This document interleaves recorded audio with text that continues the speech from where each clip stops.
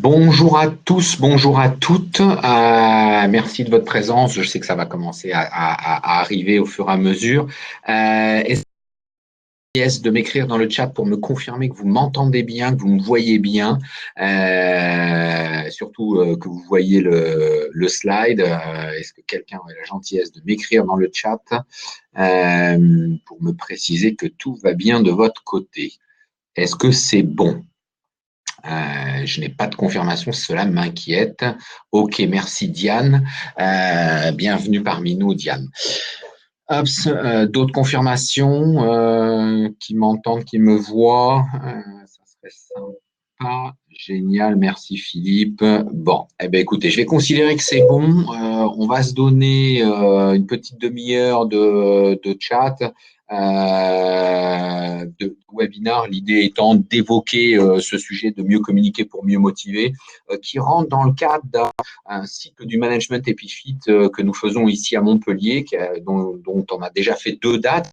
Il reste encore 6 dates. La prochaine, c'est le 30 octobre, justement sur la communication, hein, mieux communiquer. Donc, en gros, ce qu'on va voir là, mais de manière plus poussée sur une journée, qui est la combinaison également de la date du 27 novembre, motivation et cohésion d'équipe, hein, puisqu'une fois qu'on a appris à bien communiquer, eh ben, la motivation, la cohésion va venir derrière. Le 6 février, on parlera de la négociation des situations délicates et enfin, on terminera le 18 mars sur le management de son temps, parce qu'un manager doit savoir se timer.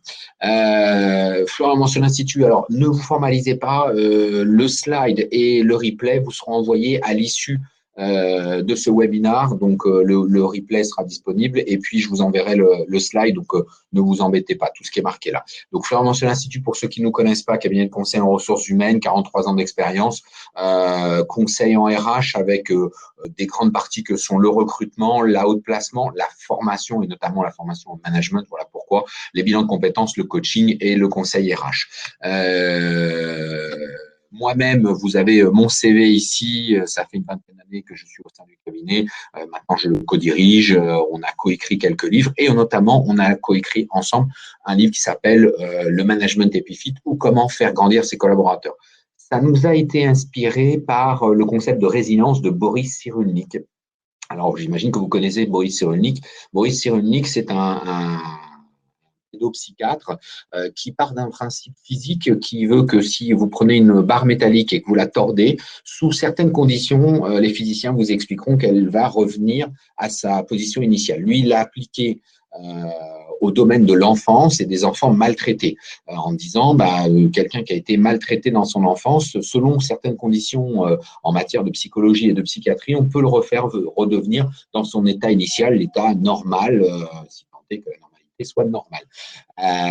Nous, on est parti de ce principe-là en se disant, tiens, c'est pas bête d'appliquer un principe physique. Nous, on va prendre un principe autre, qui est un principe végétal, qui se veut être le principe de l'épiphyte. L'épiphyte, c'est l'exact opposé du parasitisme. Et vous connaissez 2 plantes épiphytes, l'orchidée, la vanille.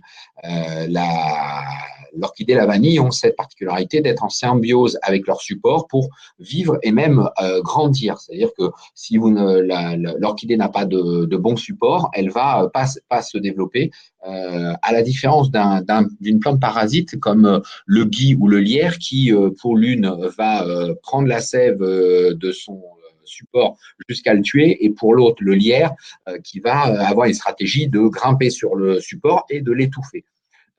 Dans les entreprises, même dans les familles, mais surtout dans les entreprises, on a aussi ce principe de plantes parasites et de plantes épiphytes. Vous connaissez forcément des collaborateurs qui sont toxiques et d'autres qui sont bénéfiques, mais nous, on s'aperçoit qu'il faut un support.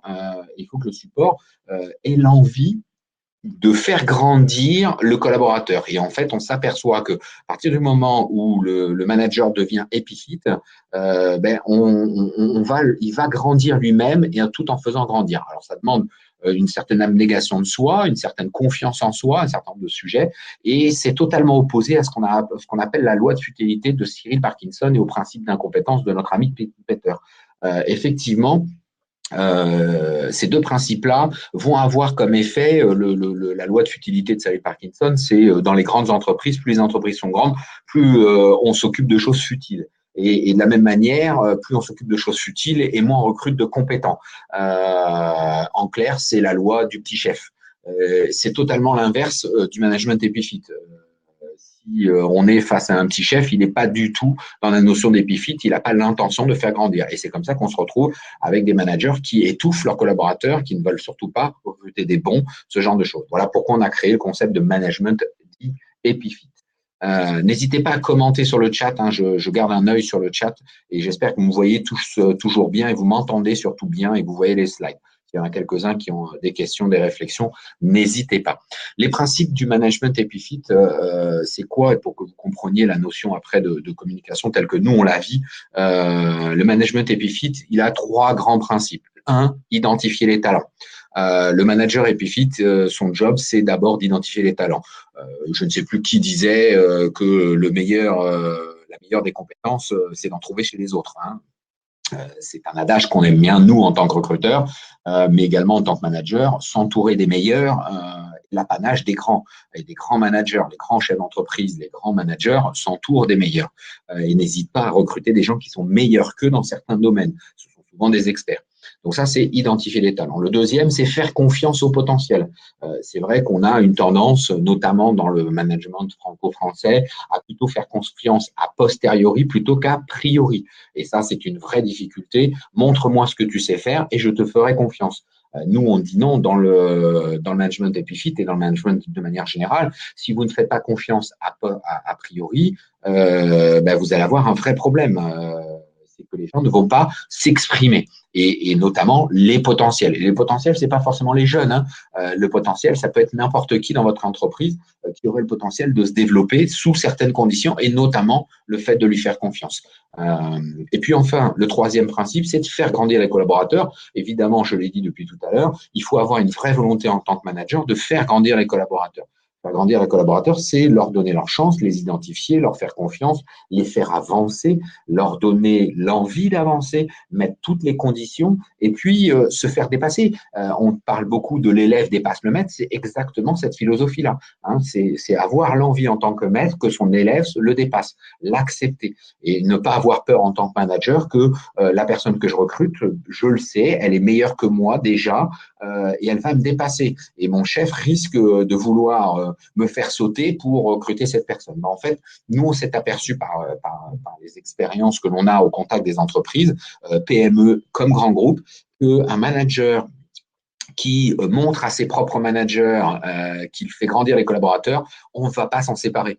On va se séparer du manager dont on s'aperçoit qu'il étouffe les collaborateurs. Celui-là, on va s'en séparer. Et donc, manager, c'est quoi? Manager, c'est animer une équipe. J'espère que tout le monde est d'accord avec ça. Je ne peux pas vous voir acquiescer, hein, mais si vous avez la gentillesse de me dire, OK, on a bien compris Loïc. Un manager écoute et comprend. Un manager aide à bien comprendre les règles du jeu pour mieux les faire respecter. Et oui, c'est pas le monde des bisounours, c'est pas l'anarchie dans l'entreprise. Il s'agit pas de faire tout et n'importe quoi. Aide à bien comprendre les règles, parce qu'il faut des règles, et pour mieux les faire respecter. S'il n'y a pas de règles, merci Christophe, s'il n'y a pas de règles dans une entreprise, on ne peut pas faire respecter quoi que ce soit. Et donc le rôle du manager, c'est de rappeler ça. Hein, je prends un exemple qui est que l'être humain a cette tendance à s'écarter de sa mission. Oui, naturellement, on fait d'abord ce qu'on aime et après ce qu'on aime moins et ainsi de suite. Et puis à la fin, on va glisser sous le tapis et au fond du tapis ce qu'on aime encore moins faire. C'est un peu comme les enfants quand ils doivent ranger la chambre, ils vont vous planquer sous le lit et au fond du lit. Et si vous, en tant que parent, vous leur dites pas, tiens, au fait, tu dois le faire, donc en tant que manager, c'est un peu une relation qui est assez proche, même si ne me faites pas dire ce qui est pas dit, ce que je dis pas. Hein, enfant, parent, manager, manager, pas le même combat. Mais si je rappelle pas à mon collaborateur ce qu'il doit faire, même ce qu'il n'aime pas faire, faut pas s'étonner qu'au bout d'un moment, il ne le fasse pas. Et la phrase qui veut, il sait ce qu'il a à faire, Loïc, non, je ne crois pas. Je ne crois pas. Oui, il y a de la responsabilisation, oui, de la confiance, mais il n'en demeure pas moins que c'est le rôle du manager d'expliquer les règles et de les faire respecter.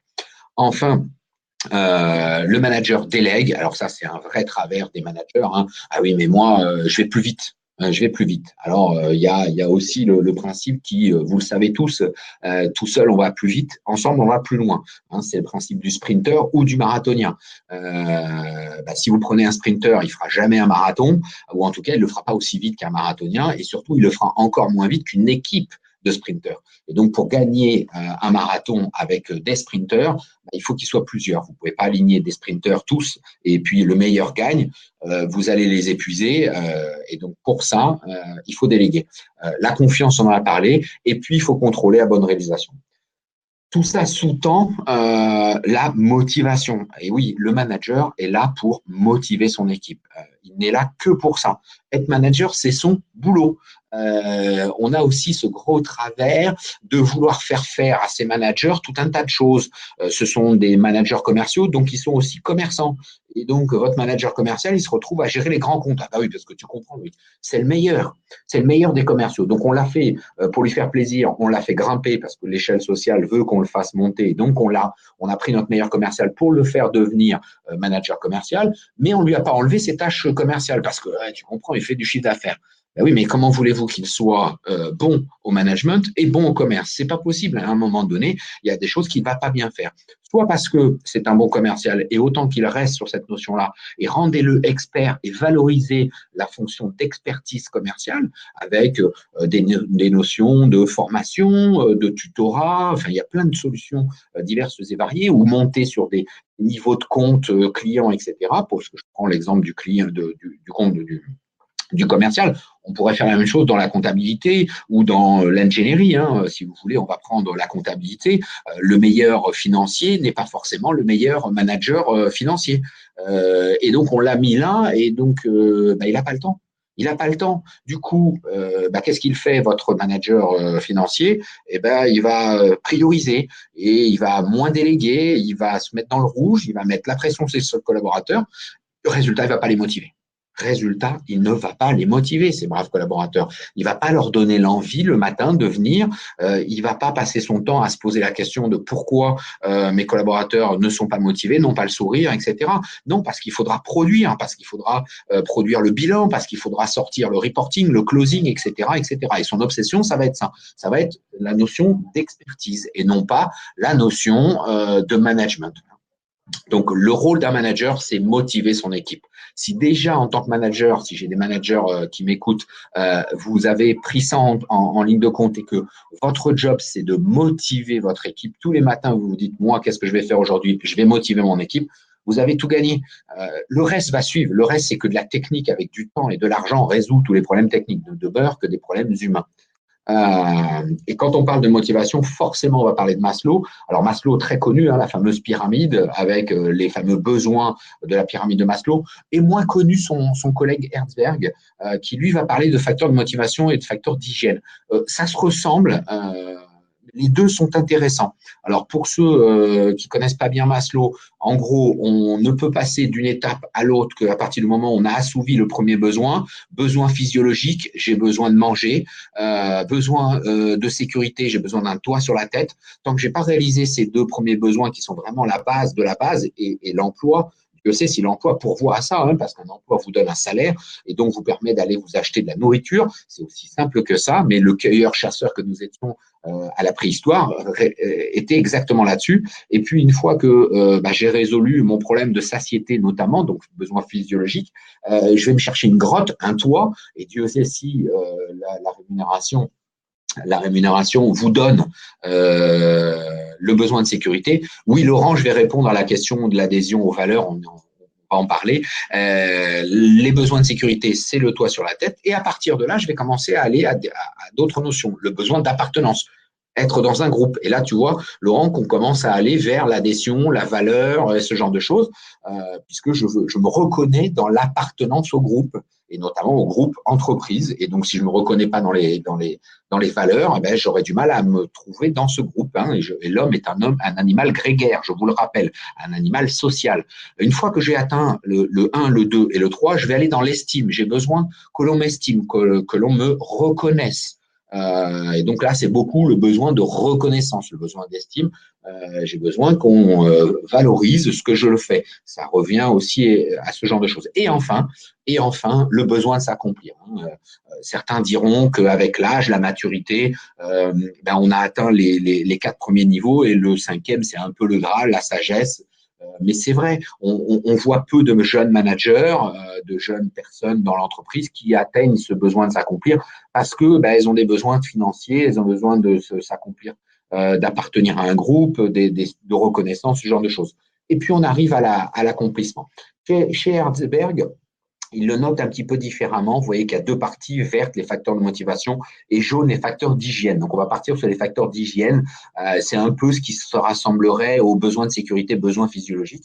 Les facteurs d'hygiène, c'est ce qui est indispensable. Ce qui est indispensable dans un emploi, c'est les relations interpersonnelles. C'est pour ça que le télétravail a beaucoup de mal à percer. Tout le monde dit j'aimerais bien faire du télétravail. J'ai eu une jeune femme d'un très bon niveau il y a très peu de temps qui m'a dit bon Monsieur Douillère, ça fait 4 ans que je fais du télétravail, c'est sympa, hein, mais aller une fois par semaine sur l'entreprise, ça me manque d'avoir des collègues, etc. Donc les relations interpersonnelles, plutôt physiques. Même si avec les Skype et autres webinars, comme nous avons la chance de le faire aujourd'hui, effectivement, ça manque un petit peu. Il y a la notion de statut. Et oui, le statut, cadre, non cadre. Alors en France, en plus, il y a cette sacro-sainte difficulté du statut, au-delà du statut social, hein, vis-à-vis de l'extérieur. Quand je suis avec mes amis ou de nouveaux amis, quel est mon job et comment je dois l'exprimer, il y a des jobs qui ont des forts statuts sociaux. Je sais que quand je dis que je suis chasseur de tête, conseiller en ressources humaines, les yeux brillent en face de moi parce que tout le monde a un rapport face à ça. Évidemment, quand vous dites que vous êtes, je ne sais pas, sans dénigrer, croque-mort, les gens sont interpellés. Le statut social n'est pas le même. Hein. Il faut de tout pour faire un monde, comme dirait l'autre. Mais en attendant, le statut est important et est important pour les gens. Évidemment, la sécurité de l'emploi, on l'a vu tout à l'heure, et c'est pour ça. Alors, on est dans une bascule en ce moment. C'est vrai qu'il y a encore 4-5 ans, le fonctionnariat était plutôt bien vécu, surtout suite à la crise de 2008. Hein, quand il y a des crises, les gens se réfugient vers des valeurs sûres. Hein, c'est comme dans la finance. On va aller vers l'immobilier, vers la valeur or. Dans l'emploi, c'est le fonctionnariat qui va reprendre. Et puis là, que l'économie retourne à plein régime, l'auto-entreprise, le freelance, la start-up prennent des lettres de noblesse. Mais on est à l'abri de rien. On nous annonce peut-être des catastrophes. Bon, attention, hein, ce sont les mêmes qui n'ont pas vu la crise de 2007-2008 arriver, qui nous annoncent les pires catastrophes pour 2019-2020. Je ne nous le souhaite pas. L'autre point ce sont des facteurs d'hygiène, c'est la politique d'entreprise et d'administration. Comment vous gérez l'entreprise? Est-ce que je suis payé le premier du mois et tous les payés du mois, ou est-ce que une fois de temps en temps ça change? Vous savez, on voit de tout dans les entreprises. Les conditions de travail, le salaire. Donc, vous voyez que ça, ce sont les facteurs d'hygiène. C'est la base. C'est-à-dire que si vous ne répondez pas à ça, c'est même pas la peine de songer à la version verte pour essayer de motiver votre collaborateur. Le collaborateur, de toute façon, si les facteurs d'hygiène ne sont pas couverts par le job, il n'ira jamais jusqu'à la motivation. Et donc, si vous avez couvert les facteurs jaunes, les facteurs d'hygiène, on va pouvoir parler de motivation vis-à-vis du candidat. C'est Herzberg qui le dit.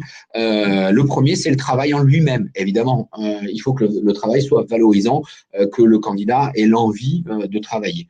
Le deuxième, c'est la promotion. Est-ce que le collaborateur sent qu'il peut évoluer? Alors, c'est vrai que la promotion, on a plutôt un sens vertical de la promotion. N'oubliez pas le sens horizontal de la promotion. Hein. On a plus de mal à le faire, mais faire déplacer un collaborateur d'un poste à un autre, d'un service à un autre, c'est une sorte de promotion si vous le valorisez et ça lui fait du bien, ça nous fait tous du bien. Je vais vous donner un exemple qui est très simple. Quand la dernière fois que vous avez changé de bureau, j'espère que vous l'avez fait régulièrement, il faut régulièrement changer de bureau, bouger, modifier les choses, parce que ça fait du bien aux neurones, ça nous remet en question. Et les gens qui évoluent de poste horizontalement, verticalement ou peu importe, sont ceux qui grandissent le plus et le plus vite. Donc, ouvrez des perspectives à vos collaborateurs pour qu'ils puissent évoluer. Les responsabilités, bien évidemment, et la responsabilité va avec la confiance, avec l'autonomie, ce genre de choses. La reconnaissance, Il ne sert à rien de recruter un collaborateur si c'est pour pas jamais lui dire que c'est bien. Il faut aussi lui dire quand c'est mal, mais reconnaître quand c'est bien. Il faut le faire progresser et aller vers l'accomplissement. Donc vous voyez que on est très proche entre Maslow et Herzberg. Il l'exprime de manière très différente, mais voilà les facteurs de motivation. Pour répondre à Philippe, moyen plus management, oui, c'est ce qui va donner aussi, effectivement, et je reconnais Philippe, la petite P égale CM3, performance d'un collaborateur est égale à les compétences activées par 3M, motivation, donc on en parle ici, moyen et management. Mieux communiquer, parce que pour pour motiver tout ça, et depuis tout à l'heure, je ne passe mon temps qu'à vous communiquer des choses. Je vais un peu vite, hein, je m'en excuse. On est là sur un format court, mais l'idée, c'est d'aborder ensemble les premiers grands principes. La communication a ceci de très difficile que ce petit schéma résume très très bien. Entre ce que je veux dire, c'est-à-dire ce que mon cerveau veut dire, et ce que votre cerveau, à vous, va retenir, il va se passer tout un tas d'étapes. La première des étapes, c'est effectivement ce que je veux dire. La deuxième, c'est ce que je dis, c'est-à-dire ce que ma voix ou ma parole va dire. Ensuite, il y a ce que votre oreille physiquement va entendre. Ensuite, ce que votre cerveau va écouter, ce que vous, toujours dans le cerveau, vous comprenez, ce que votre contexte, votre environnement vous permet d'accepter, et enfin ce que vous allez retenir. Et donc, vous voyez qu'il y a tout un tas de bonnes raisons pour que la communication se passe mal. Elle se passe très mal. Parce que quand on passe le crible de tout ça, et quand on parle de communication, on parle de communication verbale, mais on parle de communication non verbale, on parle de communication écrite, non écrite, etc., etc. Dans la communication, il y a plein de choses. Et donc, tous ces modes de communication passent par ce canal-là. C'est ce que certains appelleraient le jeu du téléphone arabe. Je vous transmets une information et vous allez forcément la transformer. Alors, quant à l'accepter et la retenir, autant vous dire que c'est une vraie catastrophe. Et voilà pourquoi le manager doit passer son temps là-dessus. Le manager doit passer son temps à motiver et à communiquer avec ses collaborateurs et s'assurer que le collaborateur a bien compris, qu'il a bien accepté et qu'il a bien retenu. Et oui, ça demande de la pédagogie, et oui, ça demande de la répétition, et oui, ça demande de l'exemplarité, etc., etc., etc. Et oui, c'est un travail à temps plein d'être manager. Et c'est vraiment ça que je veux que vous reteniez de ce webinaire, c'est que être manager, ça doit être votre quotidien. Alors, il y a un ratio en termes c'est pas absolu, mais il y a un ratio qui dit un manager, c'est à peu près une dizaine de collaborateurs en direct maximum, 8-10 collaborateurs en direct. Donc en première échelle. Hein, donc vous êtes vous, et en dessous de vous directement, vous avez maximum 8-10 personnes. Si vous arrivez à 7-8 personnes, vous ne devez plus faire que du management. Si vous êtes à 4-5, vous avez encore un peu de temps pour faire autre chose, sauf si vous voulez vraiment travailler autour de vos collaborateurs. Si vous arrivez à 8-10, vous arrivez en limite. Pour peu que vous soyez, comme j'ai eu le cas il n'y a pas longtemps en formation, une jeune femme qui avait 7 collaborateurs, dont 4 en multisite, donc à distance, et là, vous augmentez, enfin, vous diminuez le nombre de collaborateurs à piloter. Ben oui, parce que c'est encore plus dur de piloter des gens à distance. Donc, le ratio diminue forcément. Ça ne veut pas dire que vos collaborateurs, vos N-1, n'ont pas eux-mêmes 10 collaborateurs. Hein, et donc, la pyramide peut être extrêmement grande comme ça. Hein, et donc, vous, en haut, vous pouvez avoir 10 000 personnes, mais le tout, c'est que vous n'ayez pas plus de 10 personnes en direct. Si vous excédez ce chiffre-là, quand je vois des patrons de PME qui ont 20, 30 collaborateurs en direct, c'est normal qu'ils explosent. C'est normal qu'ils explosent, c'est normal qu'ils aient du mal à se concentrer sur le collaborateur, c'est normal qu'ils aient du turnover, qu'il y ait de la casse dans le management parce que on n'a pas le temps. Et c'est la solitude du manager qui passe son temps à courir à droite, à gauche et qui ne fait pas que ça.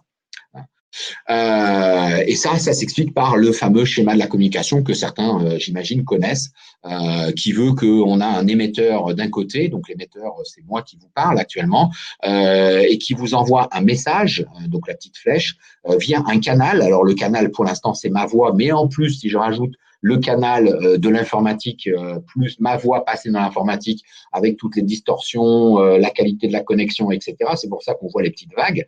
Il l'envoie vers un récepteur et on a deux aspects qui viennent un peu perturber tout ça encore, une fois de plus. C'est le code. Le code, ça va être par exemple la langue. le fait que je parle, on se parle ici en français, mais if I speak English, I'm not sure all of you can understand me. My English is very well, as you can hear. Donc, vous avez compris, hein, j'ai un super accent anglais. Mais si je commence à faire la même conférence en anglais, je suis pas sûr que tout le monde va me suivre. Donc, ça, c'est le code. Il faut qu'on ait émetteur et récepteur le même code, donc la même langue. Pour ce qui est de la langue, il y a d'autres codes. Et puis, le point clé en dessous, c'est le référent. Le référent, c'est par exemple la culture. C'est par exemple le pays. Et c'est pour ça qu'on parle beaucoup d'interculturel. Si je dois faire cette même conférence, même webinar en interculturel, je ne ferai pas tout à fait la même chose.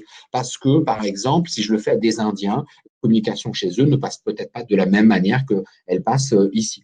Et voilà pourquoi il est difficile de passer un message et que quand on a bien compris la notion de schéma de la communication, on comprend mieux les relations que l'on a avec les autres. Moi, je dis toujours, il n'y a pas de fumée sans feu. En tant que manager, c'est rarement la faute des autres. C'est souvent parce que j'ai mal communiqué ou que l'autre m'a mal compris que les choses ne se sont pas bien faites. Et je n'ai pas passé son temps à se remettre en cause, mais quand même. Et en tant que manager, c'est à vous d'être facilitant. C'est à vous de vous adapter à l'autre. N'essayez pas lamentablement de faire changer les collaborateurs. Vous n'y arriverez pas. Ou de recruter des collaborateurs qui vous ressemblent. Vous allez passer beaucoup de temps à ça. C'est à vous de travailler sur ces sujets-là. Et donc, c'est pour ça que c'est bien que vous soyez là à écouter ce que je vous dis, mais surtout que demain, vous veniez faire des formations sur la communication.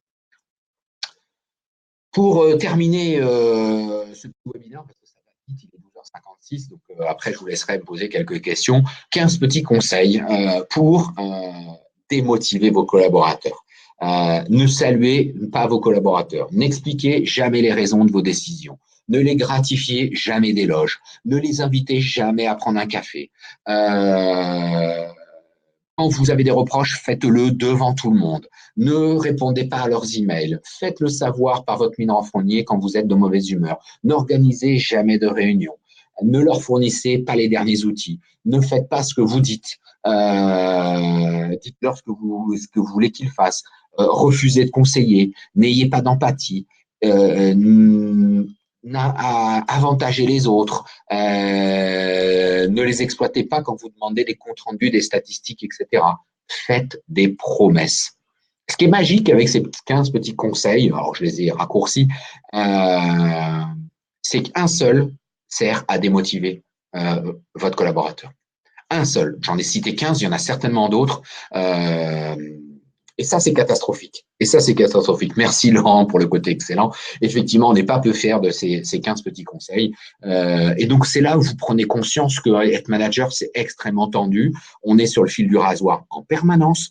Il faut être très vigilant.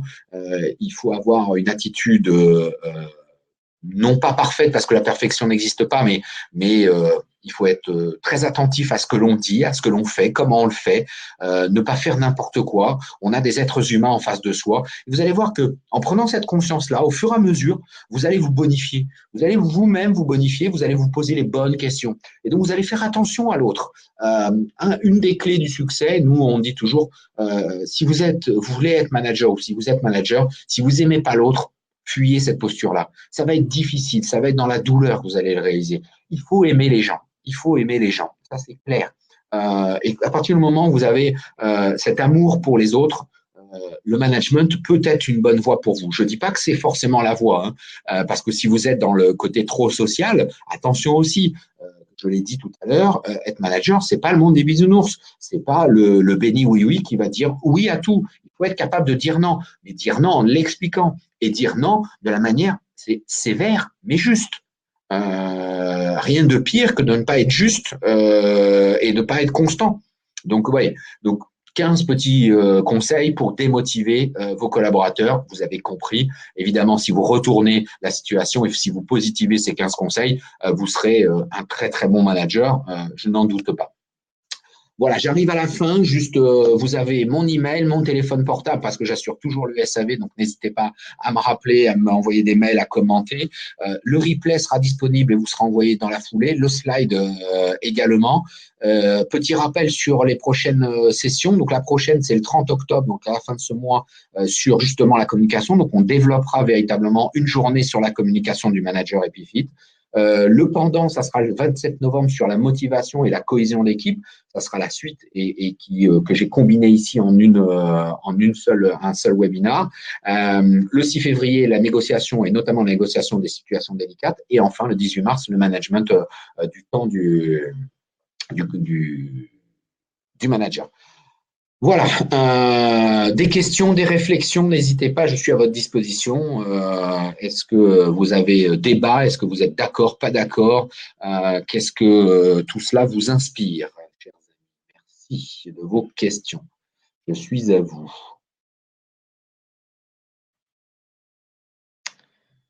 Merci Céline. Est-ce que Céline est manager et applique déjà ce genre de choses? Où en est Céline? Parce qu'on ne se connaît pas, Céline. Donc, ça n'excuse évidemment 100% de leur temps à consacrer aux collègues qui n'ont pas de mission opérationnelle à réaliser en plus de leur rôle de management. Si, ça existe et nous, très honnêtement, alors je ne sais pas qui est l'inconnu qui nous écrit parce qu'on n'a pas son nom, cher inconnu. Si, ça existe et nous, de plus en plus, on fait prendre conscience aux entreprises. Christophe, merci pour les 15 conseils, j'en suis 2 sur 15. Je peux faire plus. Oui, bravo de l'admettre. Merci pour tout ça. Christophe, effectivement, bravo de l'admettre. Effectivement, Caroline, ouais, je sais pas pourquoi ça s'affiche pas Caroline sur l'intitulé. Oui, nous, on travaille de plus en plus sur des entreprises qui prennent de plus en plus conscience que être un pur manager, c'est un vrai job. Alors, c'est vrai que dans la TPE, PME, c'est moins le cas, et encore que. Dans les structures de plus en plus grosses, notamment dans les PME et les ETI, ils prennent conscience que la valeur humaine, et donc la valeur d'un manager qui ne fait que ça, fait vraiment gagner les équipes, vraiment gagner les équipes. Et le monde anglo-saxon et notamment le monde canadien est très très fort là-dessus. Ils ont bien compris que le directeur financier, c'était pas celui qui devait produire la finance. C'était celui qui devait battre le tambour de la finance, qui devait donner le sens, qui devait dire, voilà, attention les gars, nous, notre objectif, il est là, on doit sortir cette information financière à telle date, ou pareil pour le directeur commercial, les petits gars, nous, on doit sortir du chiffre d'affaires, de la marge, etc. Et son job, c'est pas d'aller vendre à la place du commercial, c'est pas montrer qu'il est meilleur que les autres, c'est de faire en sorte que ses commerciaux soient bons, etc. Et donc de tout faire pour que ces commerciaux réussissent. Hein. Céline, oui, ancienne chasseuse de tête reconvertie en agent général. Ah, c'est pas banal ça. Donc, une ex-collègue, peut-être que demain je serai agent général d'assurance. Merci Céline pour ces précisions. Point non abordé, Laurent, fixer des objectifs communs et atteignables. Oui, alors c'est le petit SMART que certains connaissent, des objectifs communs, atteignables, spécifiques, temporalisés, etc. Il y a un petit acronyme qui veut que ce soit SMART. Un objectif doit être SMART pour qu'il soit atteignable. Effectivement, Laurent, en tant que manager. Merci Loïc, c'est comme dans le livre avec l'image en plus. Exactement, merci Philippe. Alors effectivement, pour ceux qui le souhaitent, tout ça, c'est dans le livre. Il y a le lien pour commander le livre dans notre boutique Amazon. N'hésitez pas. Et merci Caroline pour ces rappels de base et sur l'importance de la communication au sein des équipes. Ouais. C'est le cœur, c'est le cœur du business. De toute façon, la relation humaine n'est faite que de communication. Vous savez, dans les entreprises, quand on nous appelle souvent, les problèmes techniques, les problèmes de moyens avec du temps, de l'argent, on résout. On résout. Ne demeurent que des problèmes humains. Et derrière les problèmes humains, ne demeurent que des problèmes de communication. Voilà, j'en ai terminé pour ce petit webinar. J'espère que vous avez apprécié. Si oui, n'hésitez pas à en faire part autour de vous, à commenter, à le liker sur LinkedIn, sur Facebook et autres. Je vais essayer de diffuser tout ça. Je vous souhaite un très bon appétit puisqu'il est 13 heures. On va tous aller déjeuner et on refera un prochain webinar. À très bientôt. Merci Diane. Diane, si je ne m'abuse, c'est RTS et c'est vous qui managez, c'est ça? Merci Caroline. Écoutez, je vous souhaite à tous une bonne journée et je termine ce webinaire. À très bientôt. Merci, au revoir.